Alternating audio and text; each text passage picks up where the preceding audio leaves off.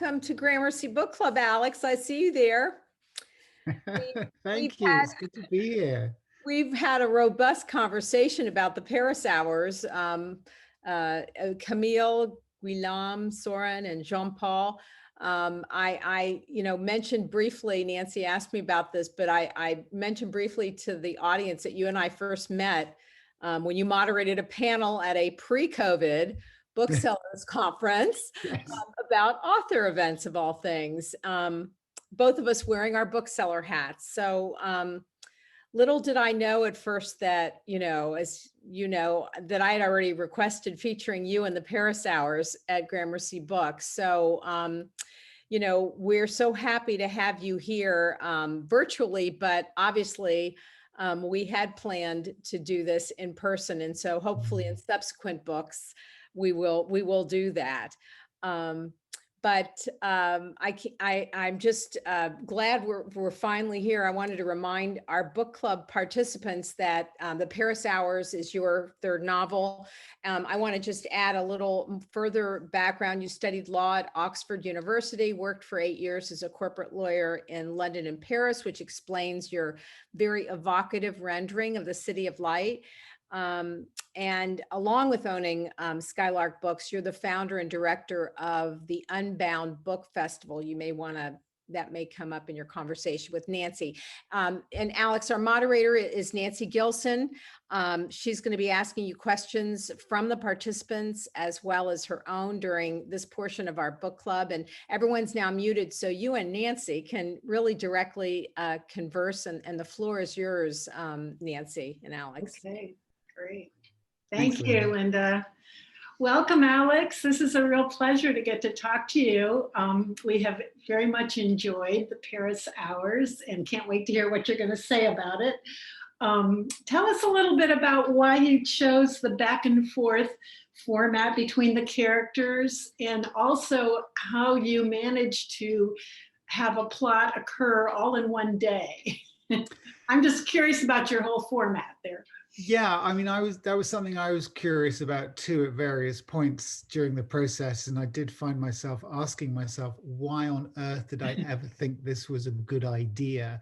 That was something that I cropped up on a fairly regular basis. I honestly, it's a question I've been asked a lot, and I still don't have a good answer for it because I really don't know why I thought it would be a good idea to set it all in the course of one day.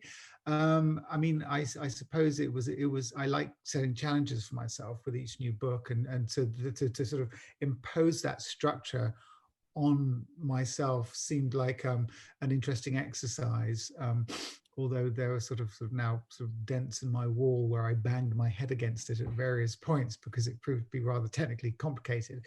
And as for the sort of the way that it's structured in terms of the different characters, I realized early on that one thing I had to do was to keep each story, in order for the reader to keep everything straight in their heads, it had to be on very strict rotation so that people could actually sort of learn to anticipate what was coming next. And if you look at the table of contents, you'll actually see that they are grouped together in groups of 4. Right. Because I wanted to give people a visual cue, because it is complicated. And but the real challenge was keeping the chronology of the day going forward when you impose that sort of very strict rotation on yourself, particularly when you throw in a few flashbacks as well, just for good measure. Because that was, there was a time when I would go, well, for one reason or another, I need to move this bit to another place. And of course, the minute you do that, then like dominoes, everything else just collapses around you. And you sort of have to start again.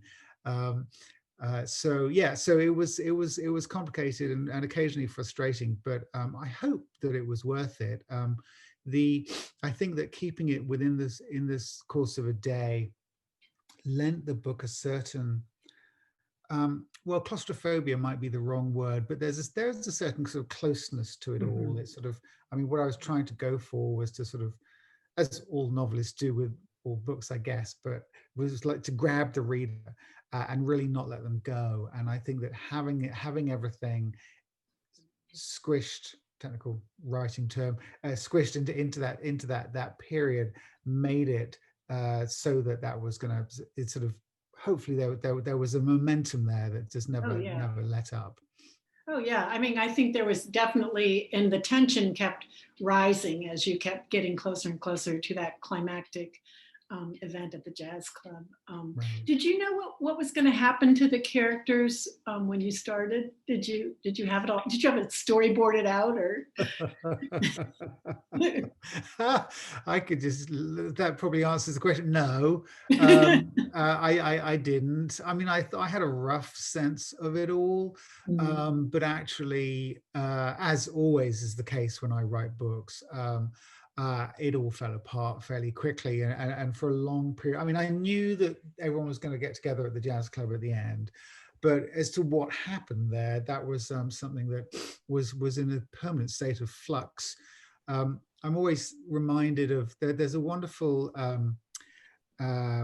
metaphor that E.L. Doctorow used, and lots and lots of writers use this. He said writing a book is a bit like driving a car at night. In that all you need to know, because you have your headlights on, so you can see what's immediately in front of you. And that's actually all you need to know, because you can then drive the next bit, and then another bit appears. And so you can carry on, and you can actually get to your destination, even though you can only see a tiny bit ahead of you at any given time. And that's very much how I write. The charitable way of describing it would be organic.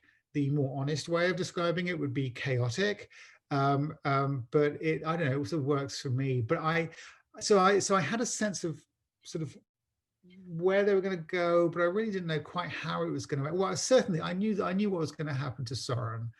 That was never really in any doubt in my mind. It just felt that there wasn't anything else that could happen other than his what happened to him. But for the others, it wasn't all clear. And in fact, there was a big change after I had sold the book to Macmillan. And my editor there was a wonderful editor called Amy Einhorn, who actually also edited my first two books when she was at Penguin. And she moved to Macmillan, and not coincidentally, so did I, because we love working with each other. And we were actually at a bookseller conference. Linda, you were probably there, but I didn't know you then, in Memphis. And we sort of sat down for about 3 hours to talk about the book. And Amy said, well, you could always do a thing with the baby. And I thought, oh, that's interesting. She's got the two people confused. And I said, you've got the two people confused. And she looked at me and she said, no, I haven't got them confused. I know exactly what I'm saying. And so suddenly then this light bulb came on in my head. And so then I had to rewrite the entire book to sort of reverse engineer the twist at the end. And I'm assuming, I'm just presuming that on the assumption that everybody's read the book. I hope they have, otherwise these terrible spoilers coming up. And so that idea was actually not even my idea. That was Amy's idea, and then I just had to write it. So that really does illustrate the fact that, yes, I really honestly don't know how things are going to turn out until they actually do. And it's usually the case that I think I've finished a book many times when I actually haven't at all, and things do change on a fairly regular basis. That's so interesting. And that the baby twist was a really good one. You got me on that one. It was really good. So I have to ask you, were you a big reader of Marcel Proust? I confess that I don't haven't read it. I said to my wife about a year ago, I said, I'm going to get asked this question so many times. And she looked at me, and she's an English professor, and she said, well, you better get reading then, hadn't you?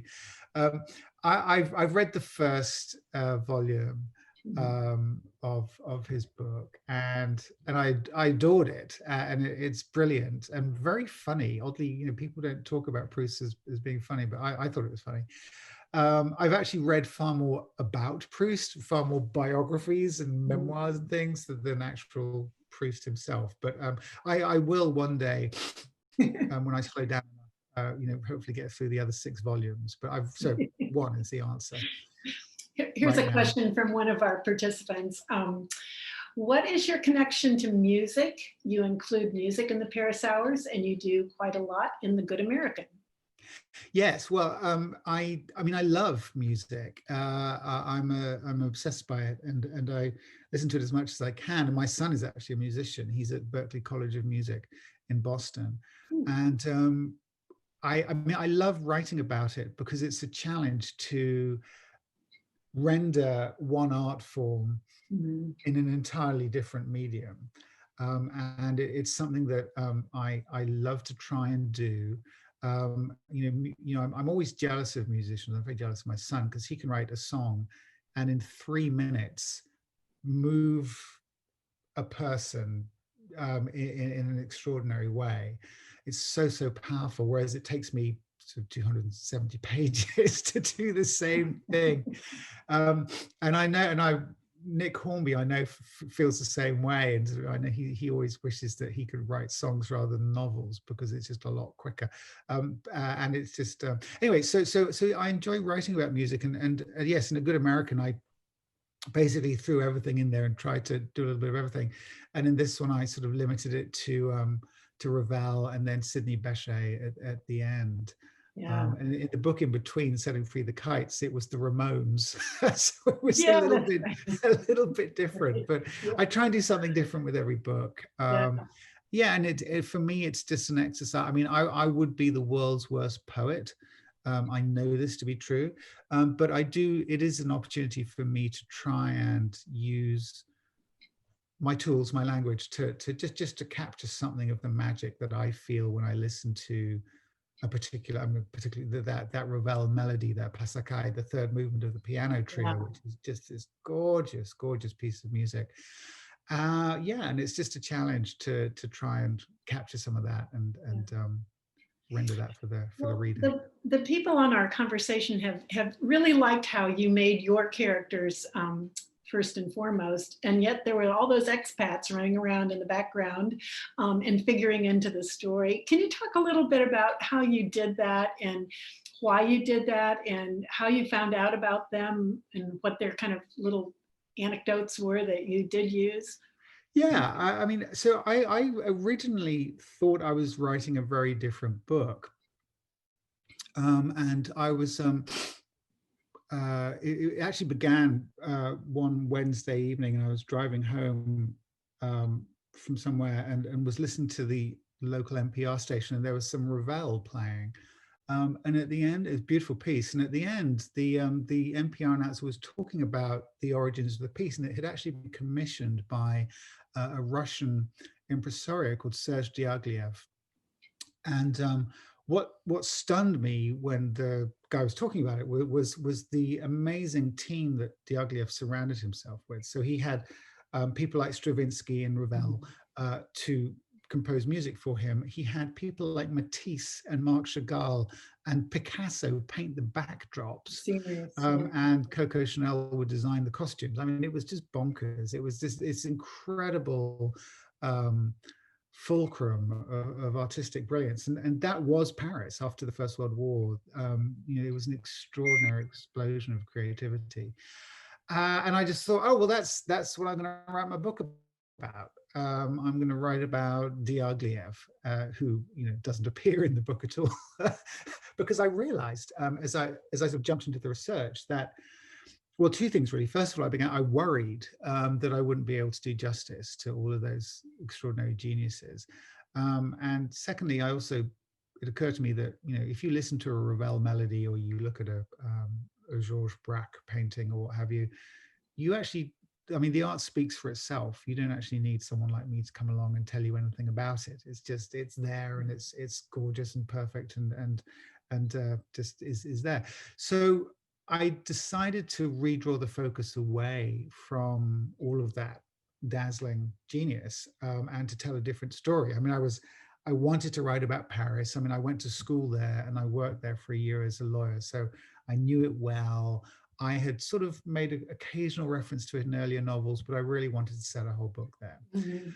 And I had become obsessed with the 1920s. It's an interesting time for lots of reasons. It's not a time that novelists tend to talk about when they talk about Paris.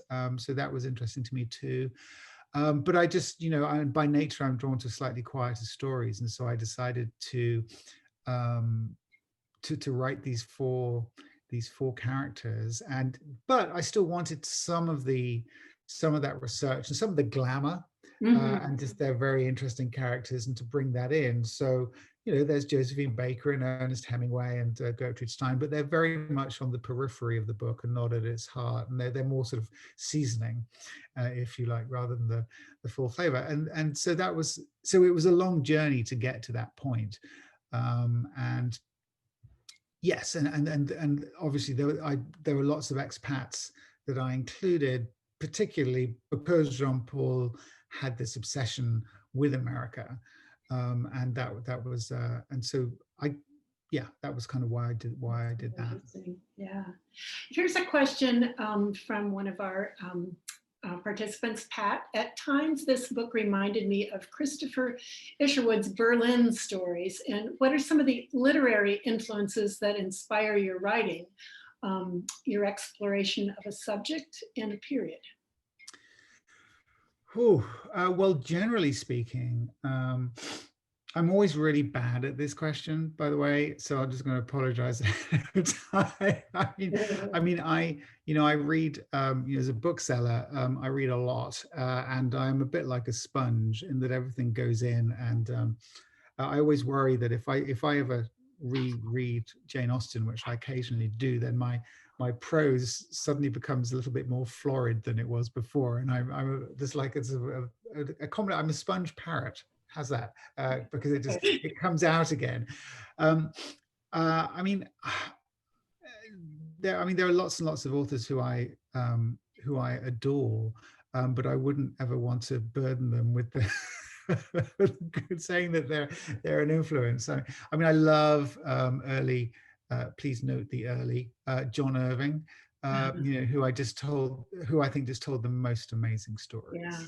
Who will just sweep you up, and just the extraordinary scope of his imagination is just wonderful. And there are so many writers. Roth and Updike, obviously, and then on the other side of the channel, Julian Barnes is a wonderful stylist. He's just incredibly elegant, both on the page and actually in person. He's never has a hair out of place and always speaks in entire paragraphs. There are lots and lots of different people. For this book in particular, there was no one.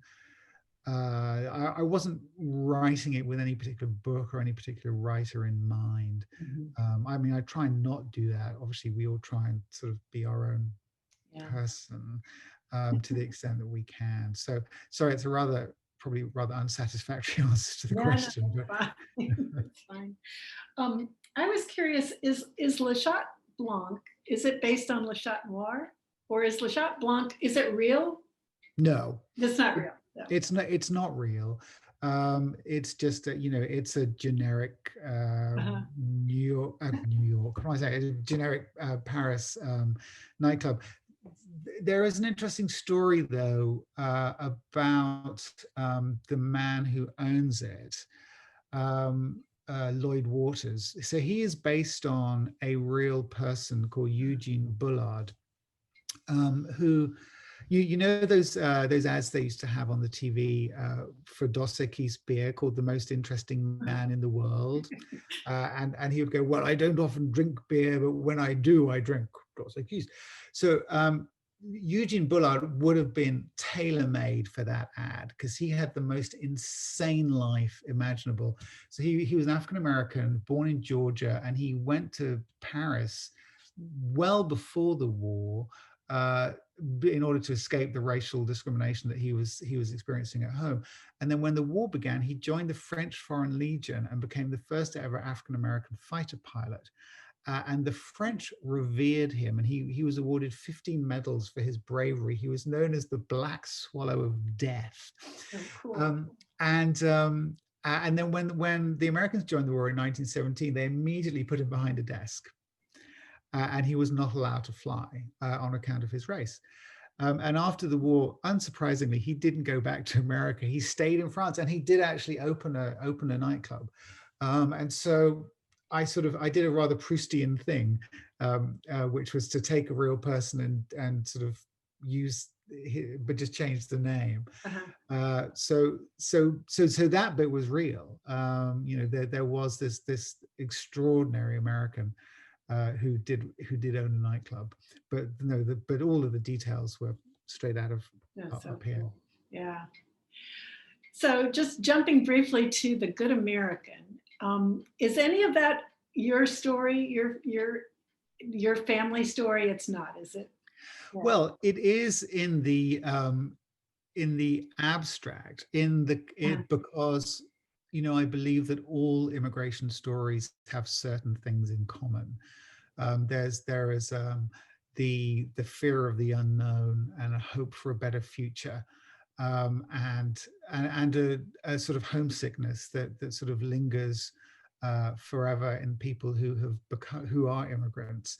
And so to that extent, it is my story. I mean, I came to America in 2003, and I've been here ever since. And my mother actually came from New Zealand to England in 1962, and all of her family is over there. So we have form for this. And when I got to Missouri and was casting around for what to write about next, there's an old saying that you write what you know.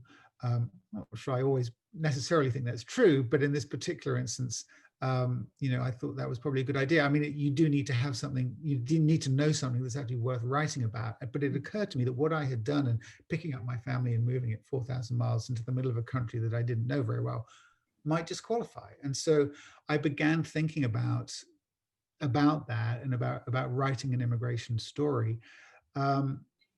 And so I brought my experiences to bear on that. But no, in the details it isn't, because if you're going to write an immigration story and set it in Missouri, they're going to have to be German. Nothing else is going to work. So that was why I did that. Yeah.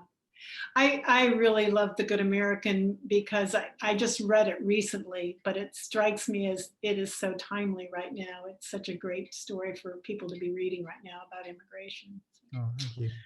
Your books, the three novels of yours that I've read are all so very different. I really was struggling to find a commonality among the three, and I really didn't, except for the incredible character development.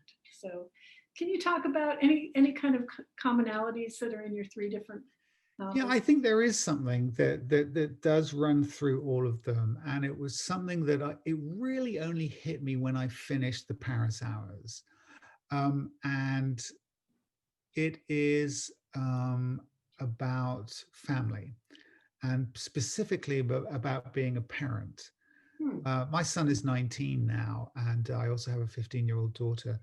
And ever since I became a dad, I appear to have been able to write about very little else. And the rewards and the fears and the challenges and the rewards again of all of that. And in all three books, that is the theme that really comes out. And it really only hit me after I had finished this book, because all four of the characters in this book have complicated, messy relationships with siblings, parents, children, or not. Sometimes they don't even know whether they are, whether the child is theirs or not. So it's something that endlessly fascinates me. So that's the commonality that I think does exist in all of them. And I think also to a lesser degree, we were just talking about A Good American, the issue of immigration and being a stranger does also crop up, and being the outsider And again, that was something that had actually passed me by until somebody pointed out to me that, you know, Soren, and when Soren has his discussion in the grocery store with his friend, you know, they're both from other places. And so I guess at this point, I'm just sort of, it's all completely subconscious and I don't even realize I'm doing it anymore. But so that would be a secondary theme that I think very often crops Yeah. up in what I Yeah. do. Oh, that's so interesting. So are you working on a new novel? Can you ask me another one, Nancy? I know everybody hates that question. Well, I mean, I'm trying. There's not a lot of writing getting done these days. I mean, I have begun and abandoned 3 books since I finished the Paris Hours. You know, I write very, very slowly. You know, I have various other jobs, and so I write between 5 and 7 every morning. And what that means is it takes me a long time to get anything done. And because of that, I'm very cautious. I mean, the thing that I'm most terrified of is waking up. Linda, I'm sure you must have this too. Waking up sort of 2 years into a project and suddenly going, oh no, this is awful. I don't want to do this. So I am very, very, I sort of am very cautious about that. And so uh, I am constantly sort of taking the temperature. Am I still, is this still engaging? Do I still think it's going to work? And all 3 of the books that I began failed that test. Now I have found what I think is going to be a really interesting story to tell, which I am excited about, but I'm still very much in the what Anne Patchett would call the butterfly stage of the writing, in that I haven't written anything down yet. Hence, it is still a beautiful butterfly. And only when I start typing does it get run over by the back wheels of an SUV, to, as she said in her metaphor, rather gloomy, but probably quite accurate. So do you enjoy life as a author, bookseller, book festival person? I mean, is that a really good combo? Yeah, it is. I mean, it keeps me busy, and I'm a lawyer too still. Oh, that's right. So, I forgot about that part. yeah, so I mean, I have a lot to do. I mean, what I relish is that no 2 days are the same, and I'm very grateful for that. I mean, I just turned 50 this year, and if you had told me, if you told my 25-year-old self that in 25 years I would be living in Missouri, running a bookstore, writing books, and doing a bit of law on the side. Well, my first thing I would have said, well, where's Missouri? But then I just wouldn't have believed you. And I feel incredibly fortunate to find myself here, and to not know, you know, what the next day is going to bring, let alone the next year or 5 years. You know, when I went into my first law firm at the age of 22, I thought I was going to be there for 50 years.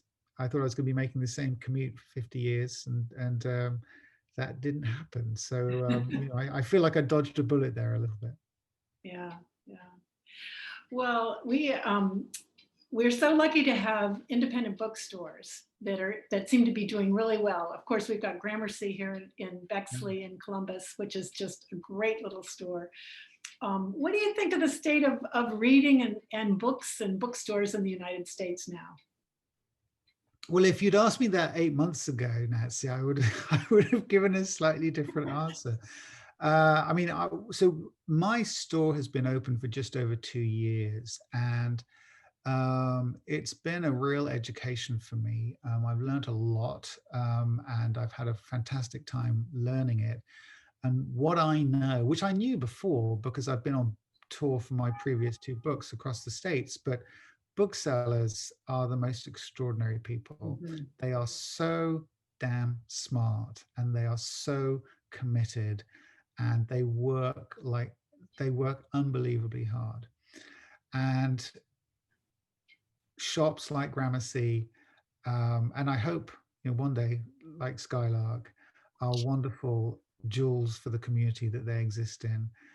And you know, being on the other side of that, I'm really beginning to see that more, oddly. But what I know is that, and Linda, I don't know, I know that we've exchanged a few emails about this, but nothing in too much detail. But things are really, really hard.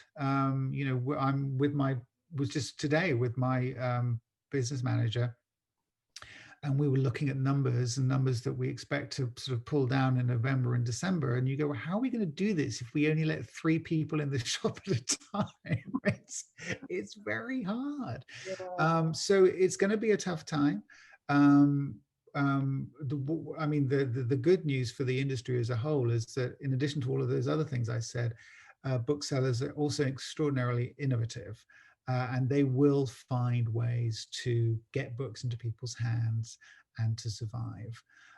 So it's really, really tough. And I tend to wake up at 3 o'clock most mornings wondering how I'm going to do this or that. But, you know, nothing worthwhile was ever easy. And we've been incredibly lucky to have the support of our community behind us after a very short amount of time. You know, we're still babies, but people have been supporting us. I know that they'll be supporting Gramercy too, and it's you know, we're kind of holding on, but that's from the bookshop side. In terms of books generally, I mean, again, my eyes have been opened by the sheer number of books that are published, but also the quality of books that's coming out right now is just amazing. It's absolutely extraordinary. It feels to me like a wonderful, rich and fertile time to be a reader. Absolutely. There's just an amazing variety of books out there. So do you have time to read for fun yourself? And if you do, what are you reading? Well, right now, I'm actually reading a book of essays by Rachel Kushner, who is a novelist who I just adore. And anytime I see the novelist has published essays, I sort of fight my way to the front of the line and grab the galley out of whoever's hot little hands has got it, because I really enjoy essays. And for example, Zadie Smith's wrote this very thin, unbelievably smart. I think there's 6 or 7 essays in this little book called Intimations, I think, which there you go. Perfect. Look at that. It's almost like we planned that, Pat. Thank you. And it's brilliant. And, you know, and so I love that. Yeah, but I have a ridiculously high stack of books that I want to. I mean, I don't know, you know, my wife used to berate me on a fairly regular basis when I would sort of come home. This was before I had owned a bookstore with lots and lots of books, and I don't know why I thought that owning a bookshop would be a solution to that particular problem. It's a little bit like putting a raging alcoholic in charge of a distillery. It is not got any better. Yeah,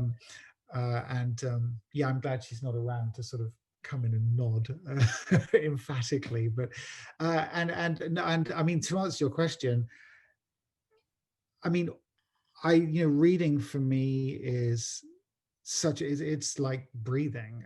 So the idea of reading for pleasure, I mean, you don't breathe for pleasure. It's just something that I do. That's what you do. Yeah. You know, there are times when I don't get much of a choice about what I'm reading because there might be an event that's coming up and I'm going to be doing an interview, but it's still a wonderful pleasure and a privilege. So,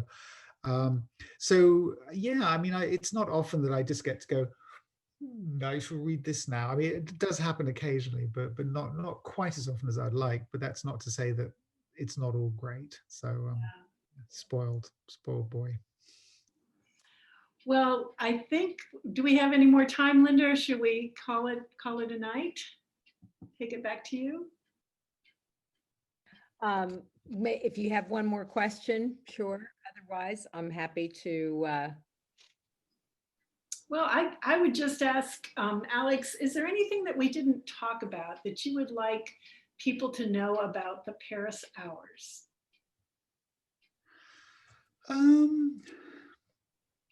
Not really. It's been an interesting process. I mean, and Linda will speak to this too, I'm sure. Like, publishing a book in the middle of a pandemic it has been an interesting experience, not one I would choose to repeat if I could possibly avoid it. But one of the interesting things about it has been that, you know, all of the events that I've done have been sitting pretty much exactly here. But that's about the only thing that has been the same. And it strikes me that in retrospect, I've been asked many, many more, a greater variety of questions than tended to happen when I went on tour and would go into a bookstore and Oh, just cool. do the thing. So that's been great. But there isn't one sort of burning question that that I sort of wish I'd been asked. I'm always happy to get asked a new one, and that's always fun. But no, there isn't anything in particular that I sort of think people need to know. It's hopefully, you know, the book is there and it did its job, and it sort of people enjoyed it and it moved them, and Well, I learned a lot from the book, other than it was a thumping good story. I had a good time kind of looking over some of the expat stories and finding out a little bit more about them. And I had never listened to the Ravel Piano Trio, that particular piece. And you are right, it is absolutely gorgeous. It's just beautiful. So. Yeah, it's one of those fun things about telling stories is that, you know, you do get to shine a little light on certain things that otherwise people might not know about. And, you know, I sometimes, if I can think that, well, maybe this book has introduced readers to Ravel, you know, I mean, that's just such a, and people all know Bolero, of course, but you know, he wrote so many more sublime pieces of music. Then I sort of will consider that that's a job well done. And similarly, I mean, one question that I do get a lot, which we haven't talked about, just go back to the question before, was about the about Soren and his history in the Armenian genocide. Oh yeah. And a lot of people have asked, well, why did you include that? And the answer to that question, very briefly, is that I have a friend who lives in London who used to be my trainee when I was a lawyer there. His name is Rafi Varugian, which I think is about as Armenian a name as you can have. And his descendants lived that, you know, that terrible experience in 1915. And he told me about it 20 years ago. And I always thought, well, why? And I'd never heard about it, and I always wondered why this wasn't more widely known. And so when the opportunity arose to include that story in a book, it's rather like the Ravel. You know, we have as novelists a small platform, but one that we can sort of stand up on and tell people about things that we want them to know about. And it was just an opportunity for me to shine a little light on this awful thing that had happened. And again, if it sends a few people away to Wikipedia or whatever to do some research and to learn a little bit more about the atrocities that happened back then I don't think that's a bad thing. Yeah, he absolutely broke my heart. His story was so terribly sad. So, well, we very much enjoyed the book. We're looking to see what your next opus will be. And in the meantime, the best of luck with your bookstore and your festival and your law career. Thank you so much. It's been fun. Thank you so much. It's just been fun talking to you. Great. And I echo what Nancy said, Alex. You know, I can't wait to read your next book. And I just grateful that happened to have been on a panel and gotten to meet you. And, you know, here we are, both authors. I totally relate to a lot of the things you said. Definitely. We live in a strange time, and we're gonna get through all this. But my deepest thanks really to you and Nancy. Great job throughout this book club discussion.